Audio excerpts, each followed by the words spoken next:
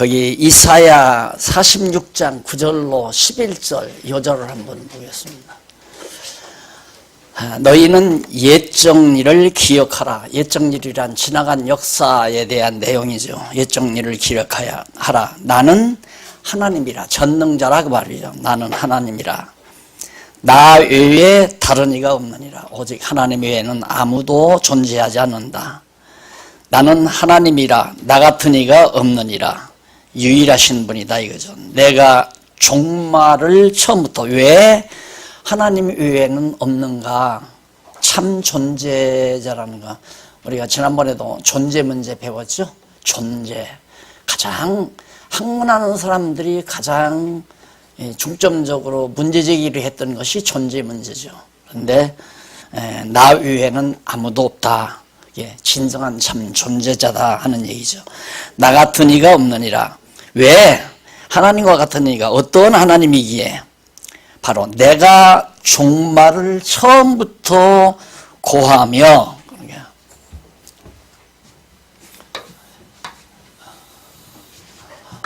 마지막이 종말이죠. 종말. 마지막 세상 종말을 처음 창조할 때부터, 창조 때부터 이제 처음이고, 여기는 종말이고, 처음부터 종말을 하나님께서 말을 했다. 우리가 생각하는 피조세계가 있는 거죠. 존재하는 거죠. 존재하는데 하나님만이 참 존재자시다. 왜냐하면 그리고 내가 하나님과 같은 분이 없는데 그 이유는 내가 이 세상 천지 만물을 창조할 때 처음부터 이 세상 끝날 때까지를 종말을 미리 다 말을 했다. 이런 신이 어디 있느냐요. 이런 존재자가 없다. 그러니까 이것은 영원한 존재가 아니잖아요. 시작이 됐지만은 끝날 때가 이미 예고되어 있는 거기 때문에 사실은 이걸 존재한다고 생각할 수는 없다 이 말이에요. 우리는 그러나 눈으로 보고 내가 손으로 만지는 것을 있다라고 생각하잖아요. 그런데 하나님께서는 아니다 이거죠.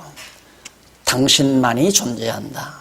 그리고 당신과 같은 존재가 없다. 이유는 이 세상 우리들이 있다라고 생각하는 것, 눈으로 보고 만질 수 있는 이 세상 피조세계, 이것이 있다라고 우리는 생각하지만 이것이 시작될 때 이거 다 끝날 것, 정말 없어질 것을 다 예고한 자다 내가 하는 얘기죠.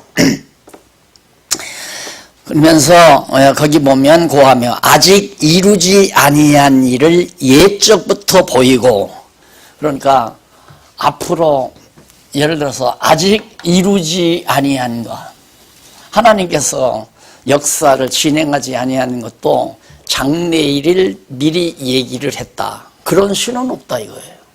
그런 신은 그러니까 하나님 외에는 아무도 없다 그런 얘기죠. 그래서 옛적부터 보이고 이르기를 나의 모략이 계획이죠. 하나님께서 구상하신 것이, 계획하신 것이, 또한 작정해 놓으신 것이 반드시 선다. 반드시 이제 이루어진다 그 말이죠. 선다.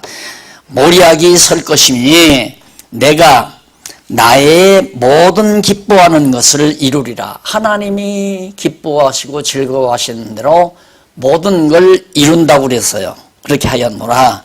내가 동방에서 독수리를 부르며, 이 말은 동방 고레스, 파사, 페르시아에서 고레스를 불러들인다는 얘기예요. 이제 파사, 페르시아 초대 황제인 고레스를 불러들여서 바비로니아, 아수르 바비로니아를 다 쳐 없애겠다. 그래서 이루리라 하였노라. 내가 동방에서 독수리를 부르며 먼 나라에서 나의 모략을 이룰 사람을 부를 것이라. 고레스 황제를 부른다는 얘기죠. 내가 말하였은즉 정령 이룰 것이요 경영하였은즉 정령 행하리라. 그러니까 구약 시대에 이제 예수님이 구약 시대에 이제 다윗이고요. 다윗이고 갈라졌잖아요. 그래서 이제 70년 포로가 되기 전 이사야가 여기서 예언하거든요. 이사야 선지자가. 그러니까 이사야 선지자가 앞으로 될 일 다 하나님이 얘기했다. 처음 시작할 때 끝날 걸 얘기했고 예고했고, 또 아직 지금 바벨론이 망하고, 여기서 바벨론 망하잖아요. 여기 이제 아수르도 망하고, 바벨론이 유다를 쳐서 70년 포로 생활시키지만은 이 바벨론도 망한다. 왜? 동방에서, 페르시아에서 내가 한 사람을 일으키겠다. 고레스를 일으키겠다 이거예요. 고레스 왕자를. 그래서 고레스로 하여금 바벨론을 쳐서 멸해버리고, 하나님께서 당신 기뻐하는 대로 언약 자손들을 구원하겠다. 지금 그 얘기가 바로 이사야서 46장 9절로 11절이에요.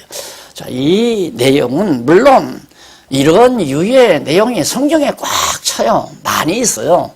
그러나 그런 성경 다 여기다 수록을 하자면 책이 이렇게 두꺼워지잖아요.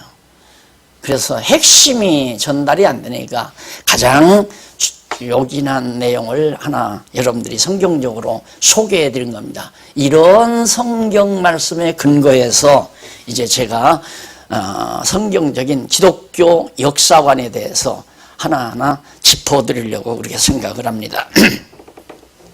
그래서 거기 이 역사를 바로 안다는 것은 굉장히 중요하죠. 왜냐하면 앞으로 이제 조금 지나가면 알겠지만 역사라고 하는 건 하나님이 주관해 가시는 거거든요. 그러면 왜 하나님이 역사를 주관해 가신가? 당신의 모략을 세우는 거란 말입니다.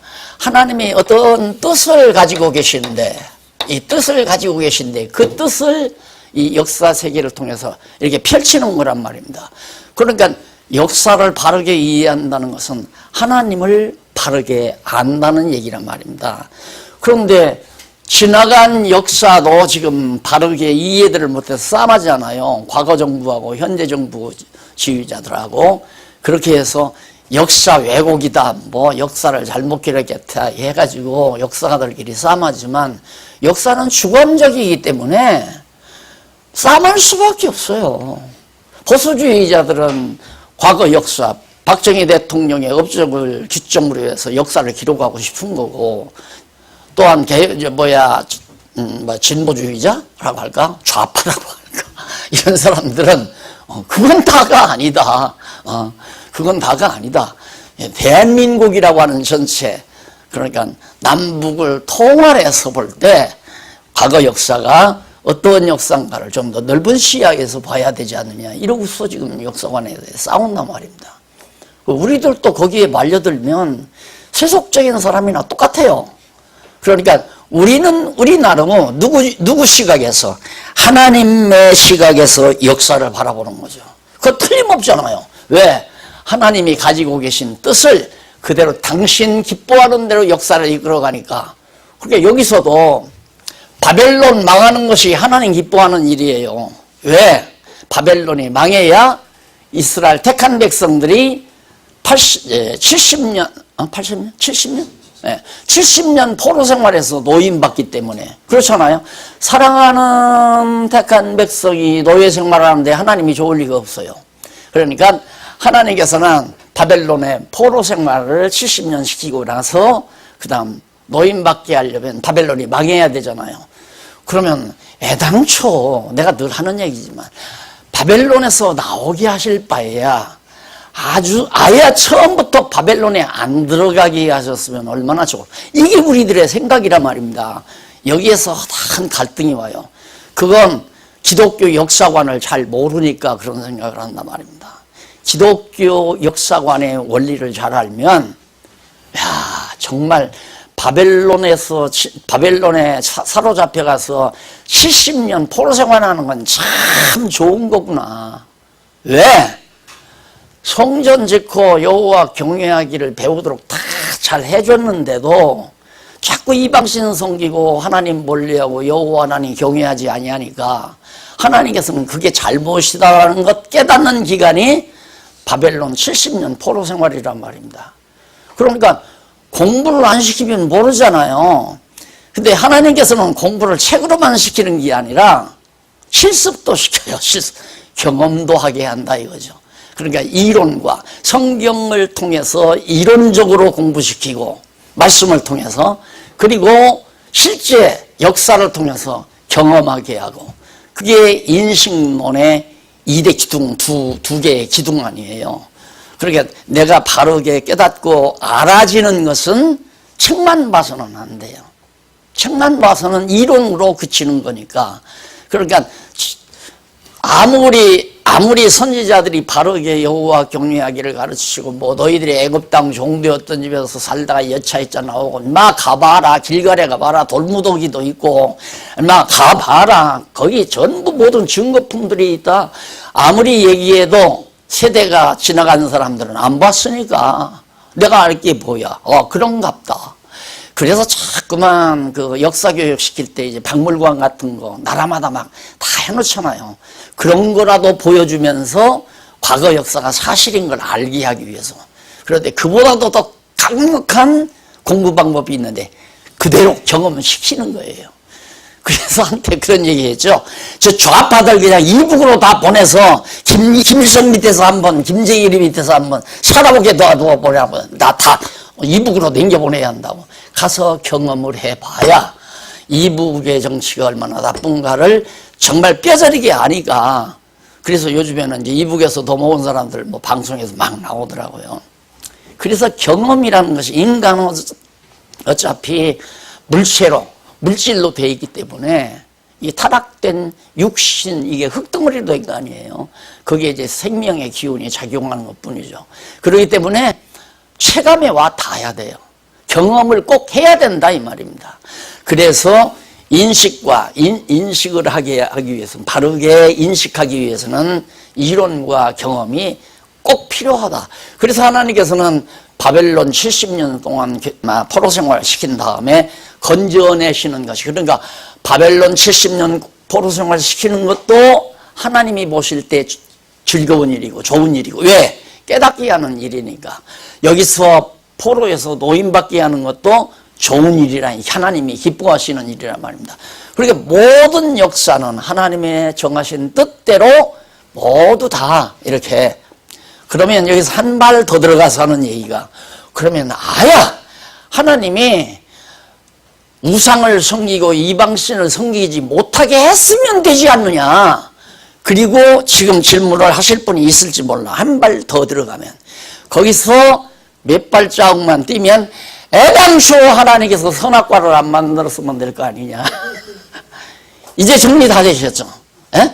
거기까지만 가도 아하, 그 하나님의 뜻이 그냥 환하게 이렇게 드러나잖아요. 하나님의 뜻이. 아하, 하나님께서는 애당초부터 피조 인간에게 여호와 하나님 경외하기를 배우게 하는 방법이 집어넣었다가 꺼내는 것, 내보냈다가 탕자가 되게 했다가 돌아오게 하는 것, 선악과를 먹게 했다가 생명과를 먹게 하는 것, 다 됐죠? 이제 명상만 하시면 돼요. 대신학자야. 엄청난 신학자예요. 그렇게만 명상만. 하하, 하나님께서 그래서 나를 망하게 하고 흥하게 하고, 그래서 병들게 하고 건강하게 하고, 그래서 곤고하게 하고 형통하게 만들고, 그래서 두 가지를 겸해서 하시는구나. 역사 해석 다 됐잖아요. 차 한 잔 들고 갈까요? 그렇게 역사 해석이 쉬운 거예요. 간단하잖아요. 내 개인의 역사도 우리가 답답하면서 하나님 왜 이래 이거. 왜 지금쯤은 뭔가 손을 봐야 되는데 안 보시오. 이런 생각. 내 마음대로 하나님 좋으신 대로 하나님 기쁘신 뜻대로 하는 거예요. 아직 덜 깨달은 사람이 있으니까 안 돼. 깨닫게 하시려고 하나님께서는 우리를 함정에 빠지게 했다가 함정에서 올라오게 하고, 병들게 했다가 건강하게 하고, 타락시켰다가 회복시키고, 다 이런 결과가 다 하나님이 처음 시작할 때부터 종말을 예고해서 되어진 일과 앞으로 될 일도 미리 말해가지고 그대로 하나님의 뜻대로 역사를 이끌어 간다. 따라서 우리는 불만할 것 하나도 있다 없다? 없다. 범사에 감사할 뿐이다. 역사의 대가가 된 거예요. 기독교 역사의 대가가 되신 거예요. 이걸 지금 허다한 교회 지도자들이 몰라요. 이런 사실에 대해서. 신학자도 모르고. 요즘 우리 목사님들 공부하는 데서도 이게 이제 이게 왜? 기존의 틀이 있으니까. 기존의 틀이. 하나님이 벌 줘서 그런다 이렇게 봐서, 벌 줘서 그런 게 아니라 엄밀히 따지면 여기서 다 이때 다 정하신 뜻. 하나님이 인간을 창조해서 하나님이 이렇게 교육을 시켜가지고 결국 영원토록 생명과를 먹고 여호와 하나님만 경외하게 해야 되겠다. 이게 하나님께서 처음 시작할 때 정해놓으신 계획이란 말입니다. 그 계획대로 지금 역사를 이끌어가는 거 아니에요. 근데 지금 하나님의 계획대로 우리 가정도, 우리 사회도, 우리 국가도, 세계 역사도 이끌어가는데 뭘 그렇게 불만이 많아요. 되어지는 날마다 하나님이 정하신 일이 저거였구나. 김정은이 아주 못된 짓만 하잖아요. 자꾸만 사람만이 죽이려고. 김정은이는 하나님이 저렇게 쓰시려고 또 미리 준비해 놓으셨구나. 이렇게 생각을 해야 기독교 역사관을 정리한 하나님의 사람의 자격 기준이 되지는 거죠. 자, 그러면 확인하면서 역사를 올바르게 해석하고, 두 번째 문단에 나오죠. 해석하고 이해하려면 그에 앞서 먼저 인간과 신에 대한 올바른 지식이 전제되어야 한다. 당연히 역사를 해석하려면 역사를 주관하시는 하나님을 알아야 되잖아요. 그래서 앞서 우리가 신론을 배웠잖아요. 그러면 역사에 쓰임받는 존재는 누구냐면 인간이에요. 하나님께서 천지만물을 창조해 놓고 이걸 다 정복해서 다스리고 주관하고 하도록 아담에게 맡겼는데 아담이 타락했잖아요. 그래서 이 타락된 세상에 내보냈단 말입니다. 타락된 세상에. 그러니까 하나님께서는 역사를 주관해 가시는데 실제 역사에 쓰임받는 존재가 어떤 존재냐? 흑인, 백인, 황인, 우리 인간이, 모든 세계 인류가 다 하나님이 역사를 만들어 가시는데 도구로 쓰임받는데, 어떤 자는 가룟유다 마냥 아주 고약스러운 일에 쓰이기 위해서 준비해 놨고, 김정은이 마냥, 김정일이 마냥, 또 트럼프 마냥, 트럼프도 공연히 지금 짜증만 자꾸 부리잖아요. 그래서 우리나라 경제를 혼탁스럽게 자꾸 만들고, 그 일도 마찬가지예요. 그 말은 뭐냐? 안 된다. 너희들이 사람 의지하면 안 된다. 야, 미국 의지하고 미국하고 무역 협정 맺어가지고 이득 봐서 잘 먹고 잘 살 줄 알지만 안 되잖아. 트럼프가 나타나서 또 다 재협상하자 하잖아.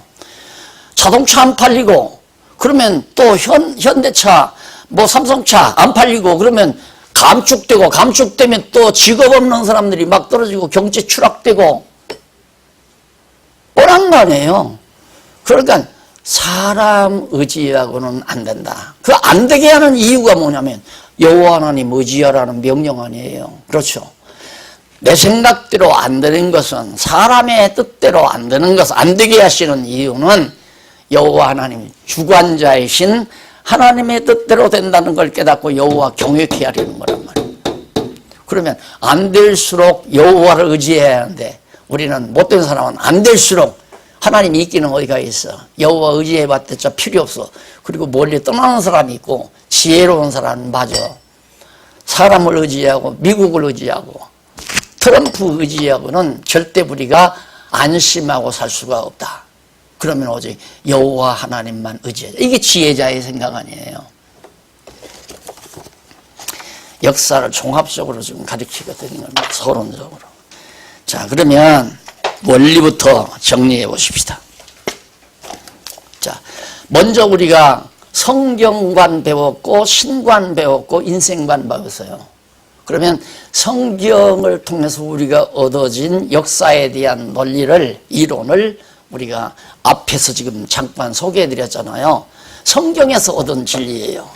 그럼 그대로 어떻게 구체적으로 하나님께서 인간을 통해서 역사를 이끌어 가시는가, 그 원리를 우선 먼저 첫 번째 기독교 역사관의 원리,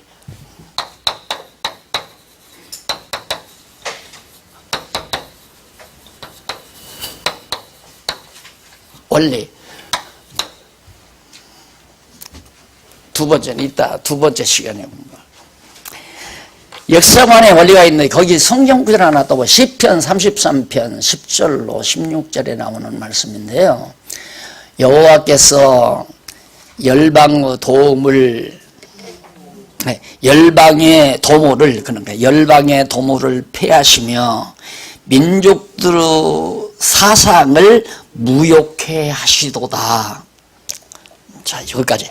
여호와께서 열방 모든 나라들의 도모 계획, 모든 계획 이거 다 하나님께서 다 폐해버리신다. 네, 모든 대부분의 유엔이나 이번에 G20 정상들도 계획은 참 많죠. 야, 핵 없는 세상을 만들자. 그래서 핵이 없이 우리 온 인류가 평화롭게 자유롭게 잘 사는 행복하게 사는 세계를 목표로 해서 하자는 사람들이 도리어 핵을 잔뜩 쌓아놓고 핵 만들지 말라 그러니까 김정은이가 뿔딱지가 나서 나오는 거 아니에요. 왜 너들만 핵 가지냐? 나도 가지겠다 이거예요. 예. 이론적으로 틀리잖아요. 이론적으로 맞잖아요. 왜 너희들은 다 핵무기 가지고 있으면서 우리만 못 가지게 하느냐? 나도 가지겠다. 그리고 독일 국민들도 이제 조금 머리가 돌아가니까 야, 저 인간들 믿어왔댔자 세계가 안정이 없다. 저 인간들이 뭐 세계의 평화를 뭐 좌지우지하고 그런다고 하지만 발전할 거다. 트럼프도 뭐 세계 기후 단체에서 빠져나와 버렸잖아요. 기후가 더러워져 버리면 공기가 더러워지면 다 죽는단 말입니다, 우리가. 그러니까 협정 맺어가지고 좀 자꾸 가스 많이 나오지 않게 하고 미세먼지 나오지 않게 공기를 정화시키자, 우리 다 잘 살게. 그렇게 해서 협정 다 맺어놨는데 그러다 보니까 공장을 돌리지 못해서 우리 가난한 미국 국민들이 경제가 핍절하다. 아니다, 우리 단 빠지겠다. 이게 믿을만한 인간들이에요? 못 믿는단 말입니다. 믿어서도 안 되고. 그러니까 막 그냥 독일 국민들이 막 일어나가지고 그 정상할 때 막 데모를 하고 막 그냥 휘두르고 물대포를 쏘고 꼭 우리나라 60년대 70년대 데모할 때처럼 그렇게 데모하더라고요. 우리나라는 촛불 딱 들고 신사적으로 했잖아요. 아주 신사적으로.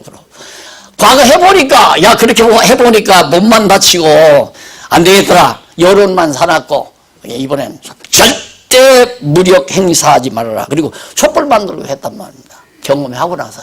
근데 독일 애들은 경험을 못 했거든요. 이 열불이 솟으니까 까짓까지 화염병이든 뭐든지 마구 휘둘면서 물대포 쏘고 난리 아니에요. 탱크가 더 동원되고 안 돼요.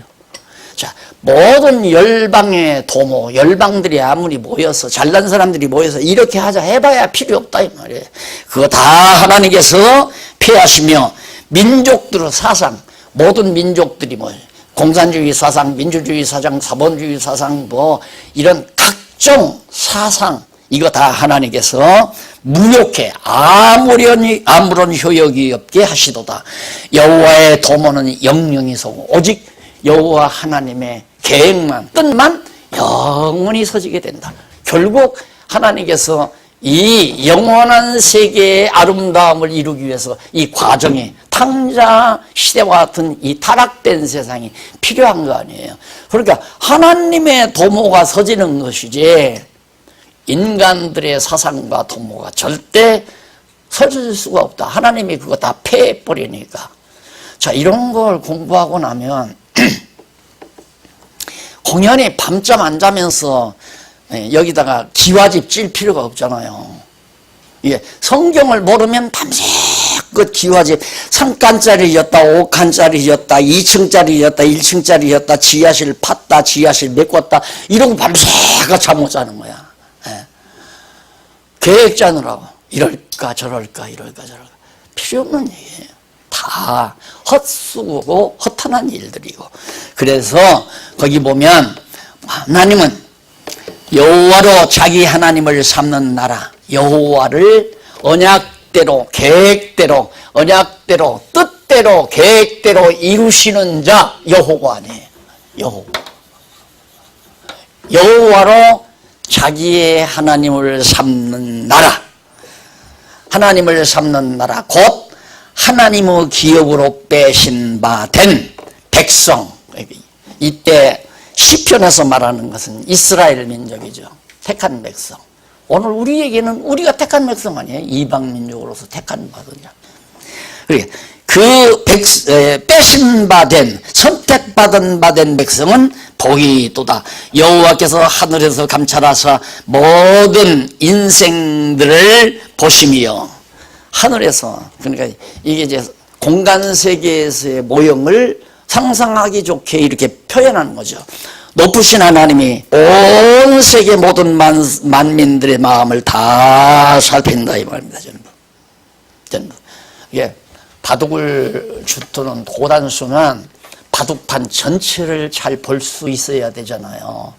근데 오목 두는 사람은 당장 내가 어떻게 5개의 바둑알을 맞추느냐 거기에만 눈독을 들이다보는 아주 초단이죠.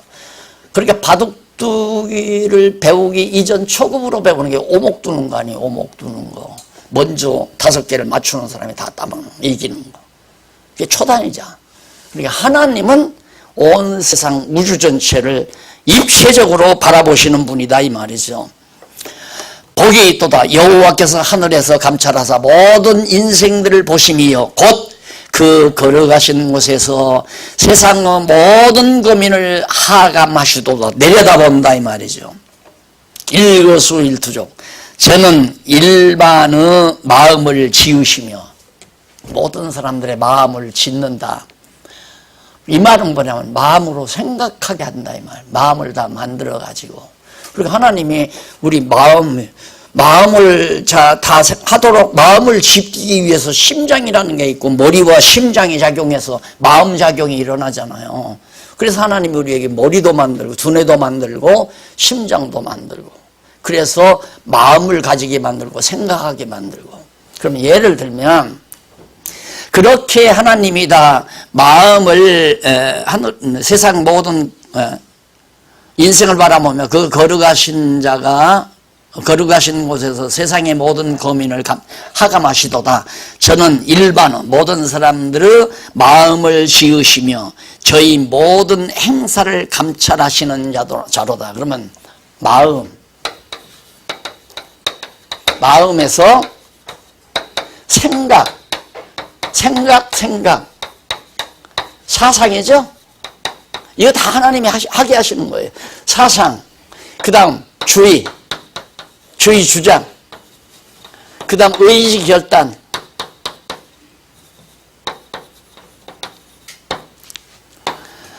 의지 결단, 행위 나와요. 행위. 내가 이런 생각을 하면 안 되는데 우리 그럴 때 많잖아요. 내가 이런 생각을 하면 안 되는데 그래도 생각이 나는 걸 어떻게 해요? 내가 생각을 하면 안 된다라고 생각을 하면 생각을 안 해야 되잖아요. 근데 생각이 난다는 말이에요. 그걸 누가? 마음을 주관하시는 하나님이 생각하게 하고 생각하게 하고. 그러니까 김일성이 마음속에 너 사는 길은 핵무기 만드는 길이다. 이 생각을 하게 하신 거예요. 그리고 그 생각을 반복시켜 가지고 계속해서 사상이 굳어져요. 우리 살 길은 핵무기를 가지는 일이다. 왜? 강대한 나라들이 다 소련, 미국, 중국 다 핵무기 가지고 있으니까 나도 가져야 된다. 이 생각 때문에 계속 그걸 정책적으로 밀어가면서 대를 밀어서 아들 김정일이에게, 김정일이 또 아들 김정은이에게 그대로 죽으라고 핵무기 만들고 핵무기 무장하려고. 그게 누가 그렇게 시키는가? 그 마음을 주장하시는 하나님이. 왜? 대한민국에 사는 박용기 너 정신 차려라. 사람 모두 하나님께서 저 생각, 김정은이 생각 하나 까딱 움직여 놓으면 그냥 날라와서 청와대에 떨어지든가 종로 내거리에 떨어지든가 주들 말대로 불바다 돼버리고 말 거 아니에요. 누가? 하나님이 그 마음 주관한다. 막말로 그냥 또 그렇게 되니까 미국 그 폭격기인가 뭔가 와서 쫙 돌니까 안심한다. 편하다. 저거 있으면 괜찮겠지. 여러분들도 생각했어요? 웃어야죠. 미소를 줘야지. 아유 웃기네. 그렇게 둘이 막 붙어버리면 한국이 완전 전쟁마당 되면 불바다 완전히 전국이 다 불바다 돼버리고 말 건데 안 그래요? 하나님이 지켜줘야 지금 기르가네. 그래서 이런 환경 속에 들어드는 것도 전폭적으로 여호와 하나님만을 의지하게 하려는 것. 다 감찰하시더라. 많은 군대로 구원을 얻은 왕이 없다. 하다한 군대를. 이때는 이제 뭐 핵무기가 없었으니까. 예? 창과 칼을 의지하고 나와서 블레셋 장군이 군대들을 블레셋이 아니라, 맞아요. 블레셋 골리앗 장군이 많은 군대하고 칼 가지고 왔는데 구원해냈어요? 다윗에게서 구원 못 해냈잖아요. 그 얘기하는 거거든. 예. 강한 군대에 두려울 것도 없고 강한 무기를 두려워할 것도 없고 하나님께서 다 주관하신다는 이 믿음이 없으면 불안하지요. 나부터라도 정말 내가 하나님 모르면 이민 가지요. 제일 이민 가기 쉬운 게 지금 호주 아니에요. 막내딸이 가서 집 다발이를 했으니까 가기만 하면 되잖아요. 그리로. 예? 필요 없는 소리야. 안 그래요? 이게 불안하잖아요, 솔직히. 언제 어느 때. 트럼프, 저 사람 도대체 예측 못할 사람이에요. 문 대통령 갔을 때, FTA, 무역 협정 그거 한마디 해야지 않냐고 한마디 해놓고는 시작됐다고 제 마음대로 이게 협상 다시 재협상 시작됐다고 선언해버리고 약속이니까 할 수 없이 우리가 응해서는 안 되고 언제 한번 틀어봐라. 영상 틀어봐라. 언제 그거 하기로 협상했냐 하고 되더래야 하는데 또 그렇게 되면 이제 사드 다 가져가 버리면 이제 백성들이 또 난리 불안하고 할 것 같으니까 문 대통령도 이러지도 저러지도 약속의 서름이죠. 그러니까 민족을 의지하고 나라를 의지하고 한다면 우리들도 불쌍해요. 그러나 온 우주와 만물 천하만상을 다 살피시며 보살피시고 다 주관하시고 다스리시는 여호와 하나님 전폭적으로 의지하고 하나님의 나라와 하여금 전쟁통에 죽게 하시면 죽는 거고 평화롭게 살게 하시면 사는 거고 대한민국 역사 70년 동안 전쟁 없이 지내는 건 이 나라 역사 이래 처음이라고 그러잖아요. 왜? 살기 좋은 나라 금수강산 살기 좋은 나라니까 밀리고 또 쳐들어오고 밀리고. 근데 어떻게 그래도 한반도 땅이 반쪽 땅이라도 남아가지고 나라 세워서 이렇게 살게 하는지 가장 약소하게. 그것도 왜? 우리나라가 고구려 땅까지 다 차지하고 인구가 한 5, 6만 되고 우리도 핵무기 딱 가지고 있고 그러면 어느 놈 하나 쳐들어오는 놈도 없고 그랬을 거 아니에요. 근데 우리나라는 그건 다 자, 일본도 핵무기를 금방 만들게 돼 있어요. 미국이 지금 허락만 하면. 일본, 그 다음 소련, 핵무기 가지고 중국, 거기다 바로 북한, 옵션선 넣어 김정은이 가지고 있어요. 근데 우리가 마비가 돼서 덜 불안한 거야. 마비가 돼서. 이제 몇십 년 동안 해보니까 괜찮던데? 무슨 전쟁이 안 일어날 거야. 왜? 한 70년 전쟁 안 일어났으니까.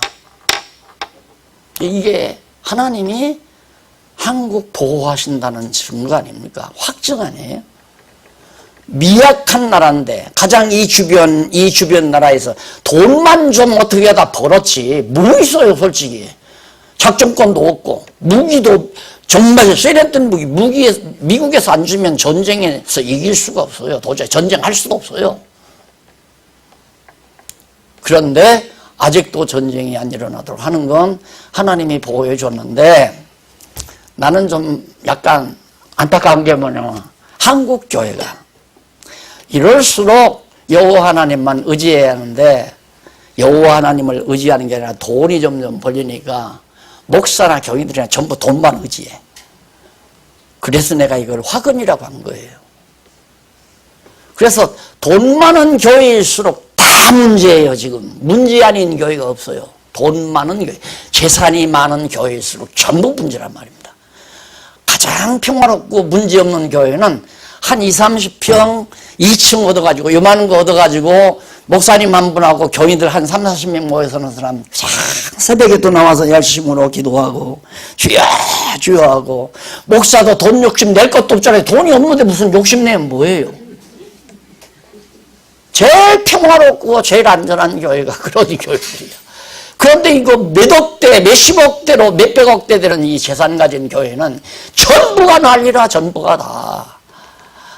그러니 하나님 보시기에 얘야 웃긴다, 꼴값 한다 그럴 거 아니에요. 예?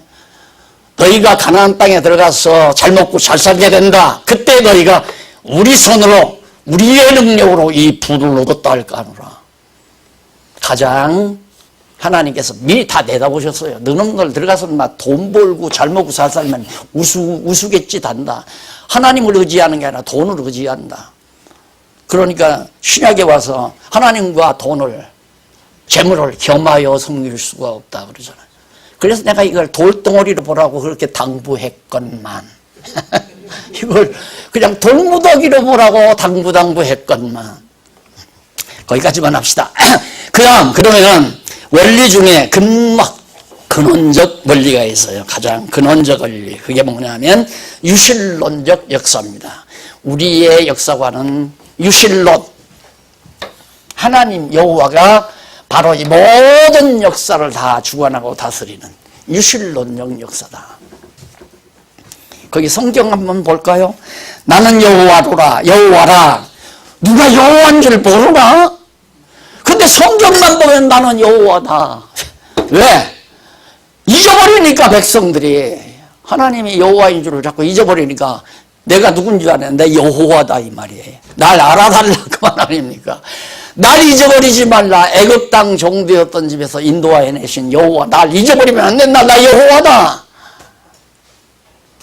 이사야 45장 나오는 나 외에 다른 이가 없나니 나밖에 신이 없느니라. 다른 신은 나는 너를 알지 못하였을지라도 너는 나를 알지 못하였을지라도 나는 네 띠를 동일 것이요. 너희들은 나를 여호와인 줄로 모를 거다. 그러나 나는 너희 허리를 띠로 동일해. 그냥 꽁꽁 묶어서 붙잡아가게 하겠다 이거예요.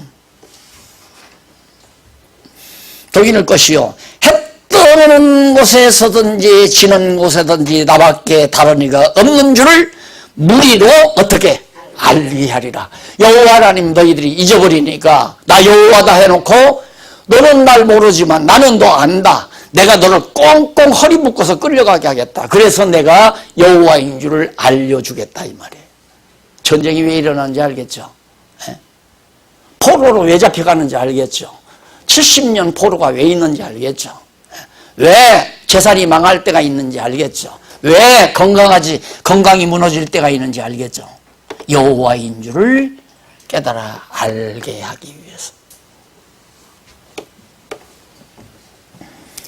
자, 이렇게 성경 66권을 꼬박꼬박 가르친다고 제가 사실 30년 동안 했거든요. 그런데 듣고 잊어버리고 얼마나 분명하고 확실합니까? 나는 여호와라. 또 나오네. 나는 여호와라. 한 말도 하고 한 말도 하고. 어떤 사람이 제가 강건집을 써놨더니만 처음에는 좀 읽었대요. 그런데 그 다음 안 읽는데요. 왜 안 읽는다냐 그러니까 한 말도 하고 한 말도 하고 그런다고. 한 말도 안 할 수가 없잖아요. 하나님께서도 한 말도 하고 한 말도 하고 꼭 잔소리하는 시아버지 시어머니처럼 그렇게 안 믿으니까, 안 따라주니까. 나는 여호와라. 다른 이가 없느니라. 다른 것. 나는 빛도 짓고 어둠도 창조하며. 그렇죠. 천지말창조에 빛도 짓고 어둠도 창조. 어떻게? 빛이 있으라 하니까 빛이 비쳤어요. 이건 영원한 빛에서 빛이 비춰진 거죠. 그러니까 어둠이 생겨요. 그래서 어둠과 빛이, 그건 어둠과 빛은 그 다음 나타나죠. 그 빛은 피조된 빛이에요. 그러니까 영원한 빛의 근원이신 하나님께서 빛이 있으라가 아니라 빛이 비추라 그 말이에요. 이제 영원한 빛 되신 하나님의 빛으로 비추니까 어둠이 생겨요. 어둠이 생기니까 바로 빛이 나타나요. 어둠과 빛은 상대적인 피조 세계의 어둠과 빛이죠. 그래서 그렇게 어둠과 빛을 하나님이 지었다. 지난번에도 말씀드렸나요? 주일날 그랬나요? 하나님이 창조하는 건 절대적인 걸 짓지 않는다. 그러니까 절대적인 빛을 지은 건 하나님 스스로가 빛의 근원이세요. 빛은 피조된 게 아니에요. 하나님이 빛이시라 말입니다. 그러니까 하나님이 빛을 지으는 것은 어둠을 지어야 빛을 지어요. 상대적인 것만 하나님은 지으신다고 그랬죠. 절대적인 걸 지으면 하나님과 같은 존재니까 그렇게 절대적인 건 하나님이 창조하지 않는단 말입니다. 그래서 하나님의 모든 피조물은 다 상대적이에요. 빛과 어둠. 그러니까 더구나 타락된 세계에서의 빛과 어둠은 더 말할 것도 없는 거죠. 타락하기 이전의 빛과 어둠. 그게 바로 하나님 나라 가니까 예수 그리스도가 영원한 빛이에요. 그래 태양이 필요 없다고 그랬잖아요. 지옥에 가보면 깜깜한 어두운 세상이에요. 그러니까 빛도 짓고 어둠도 지었다는 말은 천국도 짓고 지옥도 지었다는 말과도 다 관련성이 있는 얘기가 되는 거죠. 평안도 짓고 환란도 짓다. 그래서 거기 빛도 짓고 어둠도 창조하면 나는 평안도 짓고 환란도 창조하나니 우리가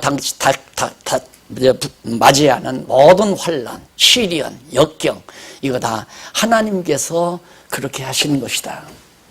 이스라엘 민족 70년 동안 바벨론에 끌려가서 종노릇하게 하신 거나 아브라함의 후손들이 가나안 땅에 애굽에 들어가서 400년 종살이하게 하신 것 다 하나님이 그렇게 하게 하시는 것이다. 완전히 피조물 아니에요? 우리 인간은 기 쓰고 살면 안 돼요. 기 쓰고 살면 안 된단 말이에요. 기는 어디서 나오느냐? 육체의 소욕에서 나와요. 지난 주일날 봤잖아요. 성화가 조금 덜 되니까 막 그냥 기가 살아나잖아요. 예, 성화가 덜 되면 기가 살아나요. 육체 기 쓰고 살면 안 된다. 늘 평안한 마음으로 살아야죠. 누구누구 할 것 없이 우리 다 그래요. 가끔 가다 기를 팡팡 쓰잖아요. 막 금방 막 기가 푸르르 일어나서 난리치고. 그래 하나님을 알면 모든 기의 원천, 기운의 원천은 하나님이시다. 하나님께서 우리를 육체의 소욕에 맡겨두면 육체의 소욕으로부터 육체의 기가, 어두운 기가 발동하는 거예요. 그래서 미움도 증오도 시기도 질투도 그렇게 막 나오는 거거든요. 나는 여호와라. 또 나오네. 나는 여호와라.